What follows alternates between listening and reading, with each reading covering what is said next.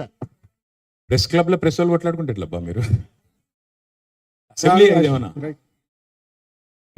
sir. Ashish భాయ్ బోలో I have a two-part question.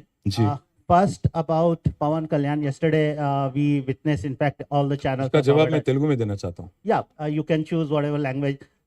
But I just wanted to understand, Pawan Kalyan, in fact, specifically names BRS. He says that BRS has changed its name from TRS.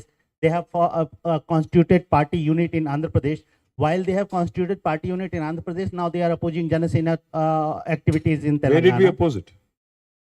Where did we oppose it? That's what Pawan Kalyan says. It has. He didn't say it, by the way. Don't put words in his mouth. No, He didn't say it. He has mentioned BRS. He has not mentioned BRS at all. He did not say it. Let me answer Yes. your question first. Let me answer this question first. See, తెలుగులో చెప్తాను, మీకు కూడా కొద్దిగా తెలుగు వస్తుంది కాబట్టి. See, ఈ దేశంలో ఏ నాయకుడైనా ఏ నాయకురాలైనా ఒక పార్టీ పెట్టవచ్చు.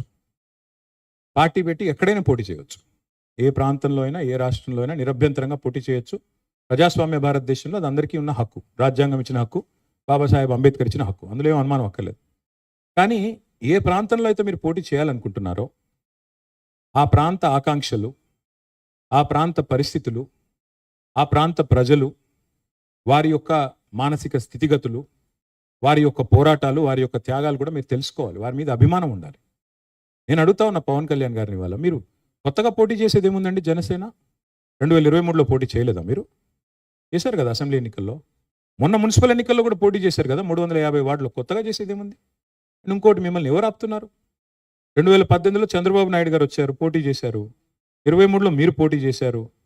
పోటీ చేయండి, ఎవరు వద్దంటున్నారు. కానీ మీరు ఇక్కడికి వచ్చి మాట్లాడేటప్పుడు ఇదేదో ఆషామాషిగా ఏర్పడ్డ రాష్ట్రం కాదు, ఇదేదో అనాయాసంగా వచ్చిన రాష్ట్రం కాదు. వేల మంది బలిదానాలతో, రక్తంతో తడిసిన నేల ఇది తెలంగాణ. కాబట్టి ఇక్కడికి వచ్చినప్పుడు 1-2 సార్లు ఆలోచించుకుని మాట్లాడాలి. నేను ఒక మాట అన్నారు, ఆయన అడ్డుకుంటున్నారు. ఎవరు అడ్డుకుంటున్నారు మిమ్మల్ని? ఏదో ఊహాజనితమైన ఒక ప్రపంచం సృష్టించుకొని ఎవరు అడ్డుకున్నారు మిమ్మల్ని? 2018లో పోటీ చేస్తే అడ్డుకోలేదు, 23లో పోటీ చేస్తే అడ్డుకోలేదు, ప్రజలు అడ్డుకున్నారు. మేమేం చేస్తాం దానికి? ఒకటి మాత్రం పక్కా, పవన్ కళ్యాణ్ గారైనా ఎవరైనా సరే తెలంగాణ ఆవిర్భావ దినోత్సవం రోజు వచ్చి ఇక్కడ మేము సభ పెడతాం. అది కూడా గతంలో నేను తెలంగాణ ఏర్పడ్డప్పుడు నాకు ఆ విభజించిన పద్ధతి నచ్చలేదు. ఒక ఆయన అంటాడు తల్లిని చంపి బిడ్డను బతికించారంటాడు, ఇంకొక ఆయన విభజించిన పద్ధతి నచ్చలేదు అంటాడు. ఇవన్నీ ఏంటంటే తెలుగు హైదరాబాదీ అల్ఫాజ్ మే బోల్నా హైతో గుమా ఫిరాకి బోల్నా బోల్తే ఇసుకో. నాకు ఇష్టం లేదు తెలంగాణ ఏర్పడని సీదా సీదా చెప్పక ఉల్టా పుల్టా మాటలు ఎందుకు? ఇది బాగలేదు, అది బాగలేదు. మరి నువ్వు అది బాగలేక ఇది బాగలేక 11 రోజులు అన్నం తినకుండా ఉంటే మళ్ళీ తెలంగాణ ఆవిర్భావ దినోత్సవం రోజు మీటింగ్ పెట్టాల్సిన అవసరం ఏముంది? సరే, మీటింగ్ పెడదాం అనుకున్నావు, అడ్డుకున్నది ఎవరు? కాంగ్రెస్ ప్రభుత్వం. ఏమైనా అనాలనుకుంటే వాళ్ళని అనాలా? కాబట్టి పవన్ కళ్యాణ్ గారైనా ఎవరైనా ఈ దేశంలో ఎక్కడైనా పోటీ చేయొచ్చు, మాకు అభ్యంతరం లేదు. పోటీ చేశారు కూడా కదా మీరు. 2023 में भी आप बहुत करे, మీ అయ్యే జాగీరా.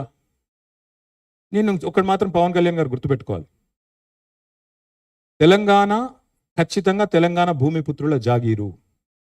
తెలంగాణ భూమిపుత్రుల జాగీరే తెలంగాణ. ఇందులో ఎవరికి అనుమానం కూడా అక్కర్లేదు. 100%. ఈ నేల కోసం కష్టపడ్డ వాళ్ళు, ఈ నేల కోసం పోరాటాలు చేసిన వాళ్ళు, ఈ నేల కోసం త్యాగాలు చేసిన వాళ్ళు, నెత్తురుతో తడిచిన నేల ఇది. ముమ్మాటికి తెలంగాణ, ఈ భూమిపుత్రులు, ఇక్కడున్న 4 కోట్ల మంది జాగీర్ ఇది. కానీ మీరు రండి, ఇక్కడే ఉండండి, మీ కుటుంబాలు ఇక్కడే ఉన్నాయి, మీ వ్యాపారాలు ఇక్కడ ఉండండి, ఎవరొద్దన్నారు? 10-12